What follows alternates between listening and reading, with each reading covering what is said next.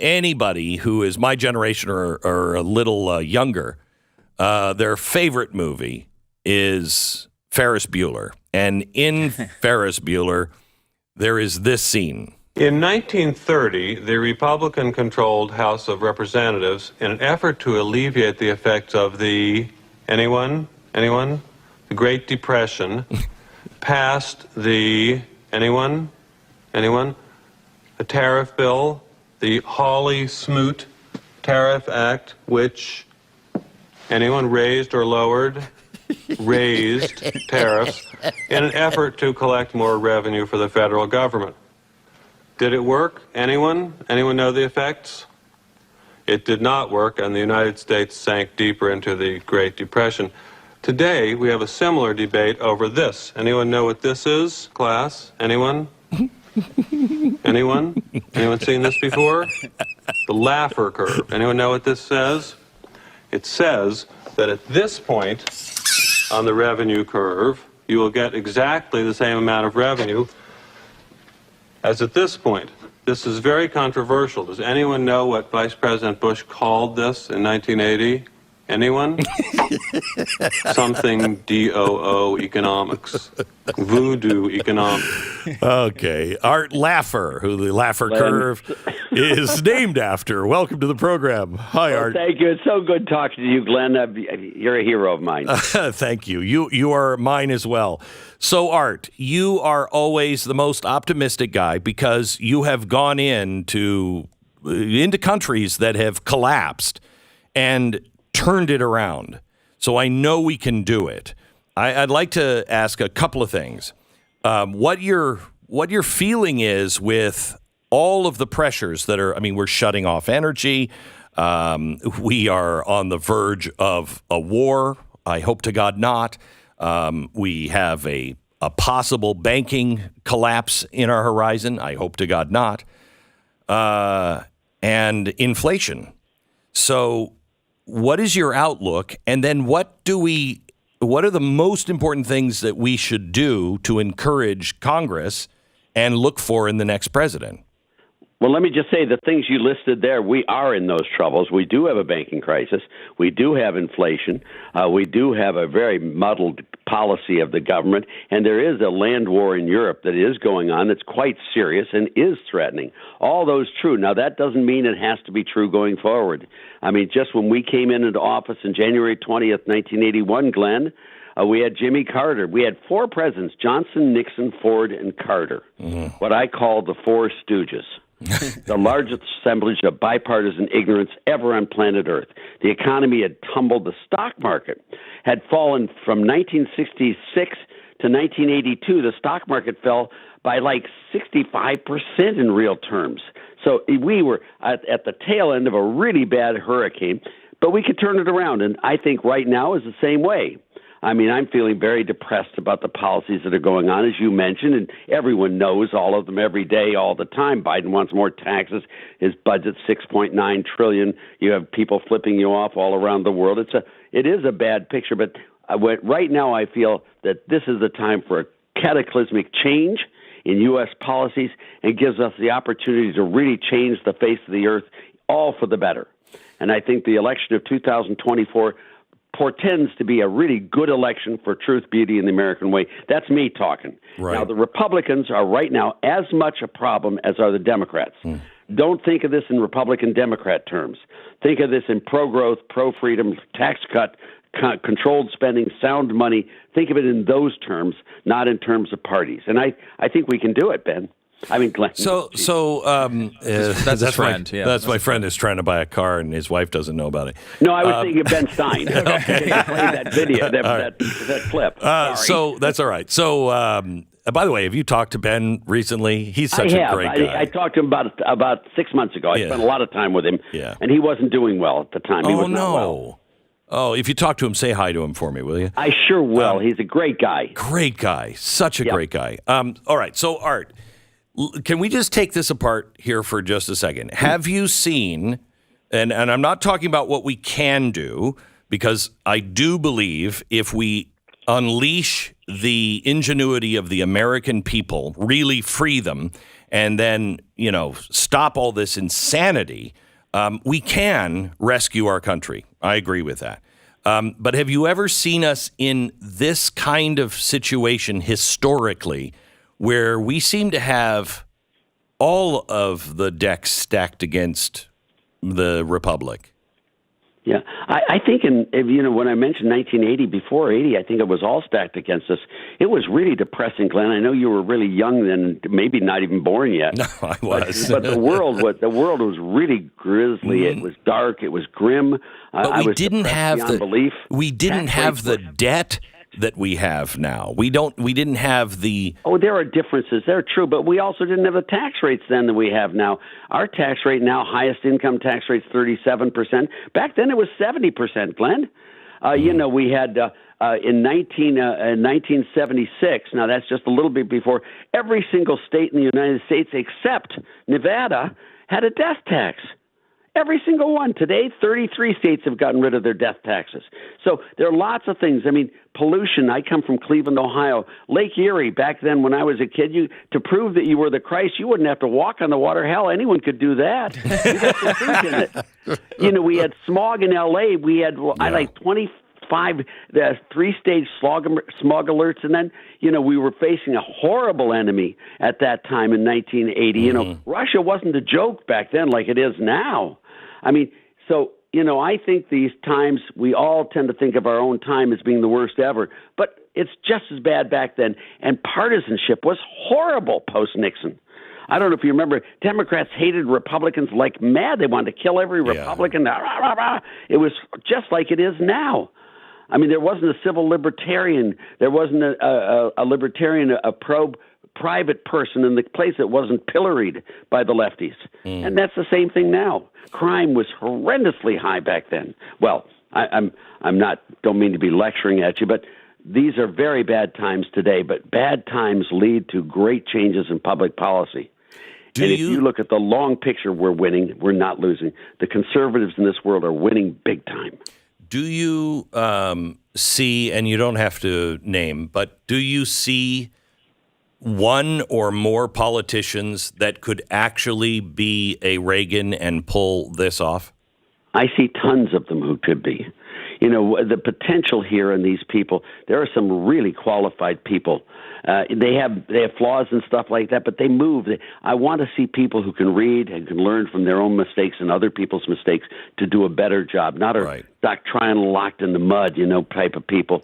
Reagan learned a lot. When he was governor, he was the biggest tax increaser ever. He passed all the anti-abortion statutes in the state of California. He chaired the Equal Rights Amendment. He was a union leader. It called nationwide strikes. And Reagan became the best president because he learned. But I see people like DeSantis. I see people like Cruz. I see people, even Trump.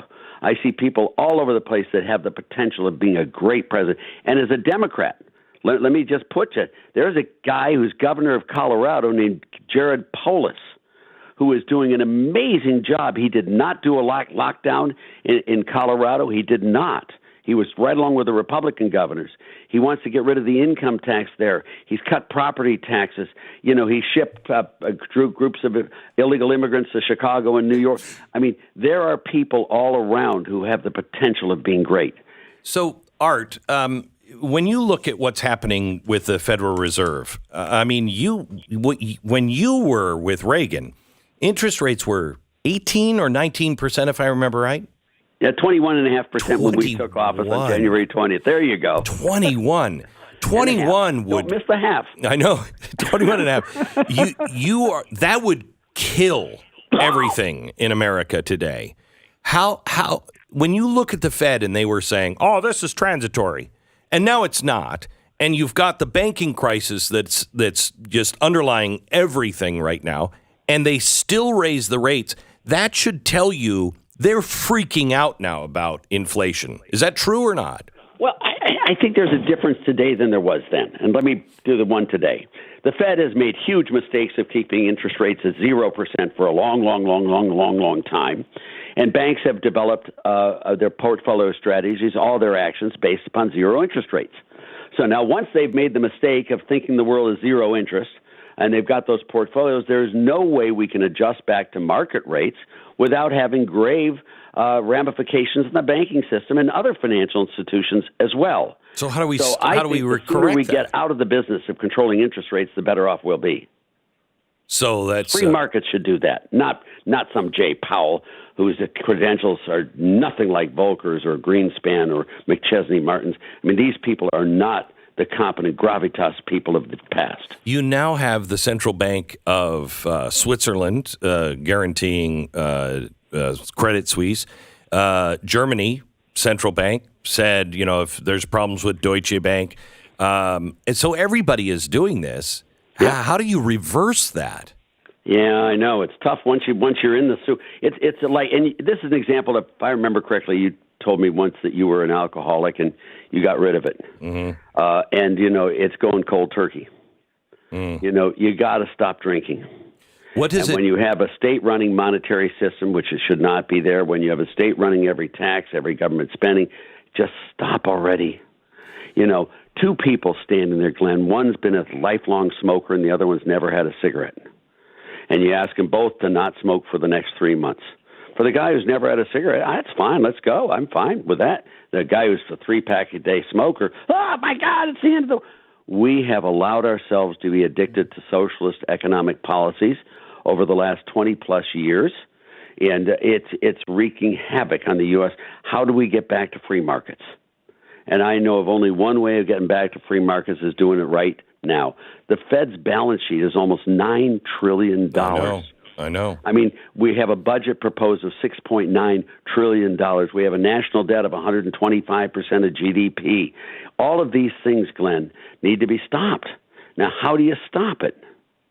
You stop it by going cold turkey. Now, when we got in, we went a little cold turkey with you. If you remember 1981, 82, 83, it wasn't the prettiest period. No, it wasn't. But tell me how you liked the story and the ending of that story. I did. Wasn't it beautiful? Yeah. Okay, so Art, hang on. Can you hang on just for 1 minute? I want to come back. 1 minute with Art Laffer. He's an economist who actually has experience of fixing these things, and he's always optimistic, even when he tells you bad news. Art Laffer is with us. Art, what does a banking collapse that includes, all of Europe's banks as well, what does that look like when it happens? I don't think America has ever seen that, maybe in the 1930s, but not a global collapse like this. We saw it back in the 19th century. We saw a number of them. We did see in the 30s as well. Okay. I mean, the government of the U.S. confiscated all private holdings of gold in March of 1933 at $20.67 an ounce. 6 months later, they raised the price of gold from $20.67 to $35. It was the biggest wealth tax ever. We devalued the dollar against the British pound, the German mark, the French franc. I mean, we have seen really horrible things in our past. And the nice thing about crises is that they're over quickly. We had a crisis in 2007, 2008 when Obama came into office and the Democratic Congress there and the tax increases and all that. But we tried to save losers. And when you try to save losers, you guarantee there are no winners. And at the beginning of the world of 2008 is when the U.S. started in its long secular decline. And it really did. It was W and Obama combined. They're both ridiculous. I mean, the Bobbsey twins, I call them. The ridiculous policies that started the long decline of America, which we are experiencing right now.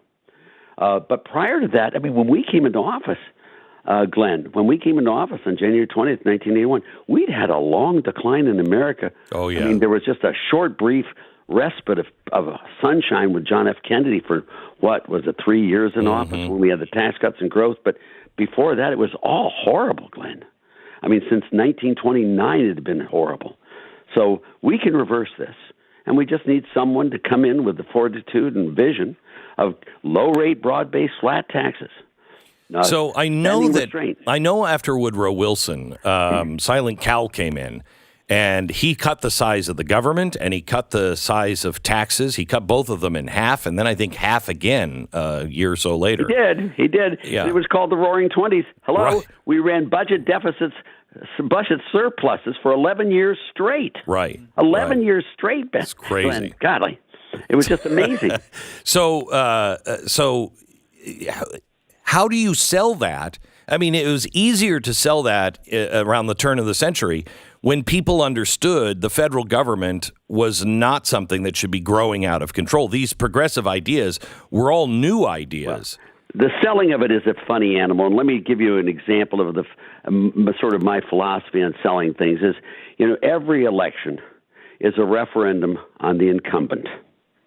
If the incumbent's great, why change a renter? Keep going. And what happened in 1980 is Jimmy Carter had failed miserably. We had Johnson, Nixon, Ford, and Carter, those four stooges I mentioned to you. And Ronald Reagan was selected at that time as being better than the incumbent. Right. And came in and then did change the policies. The election of 1984, where we won 49 out of 50 states, that was an election pro-Reagan. Then the election of 88 was pro-Reagan. I think you've got a very weak president right now. I think people don't like him. I don't think they relish his competence. I don't think of him as a good leader. They don't think of him as a good leader of the country. So we have a real opportunity to take advantage of a rejection of an incumbent president, rejection of an incumbent Congress, House, and Senate. And I think we have a real chance of flipping the system. Now all we need to do is get someone in there who understands pro-growth, free market economics. Well, Laffer Associates. But we will. I think we will. Laffer Associates founder and chairman Art Laffer. Thank you, sir, for your friendship, but more importantly, thank you for your optimism and your hard work that truly has saved the West for a long time. Thank you, Art Laffer. The Glenn Beck Program.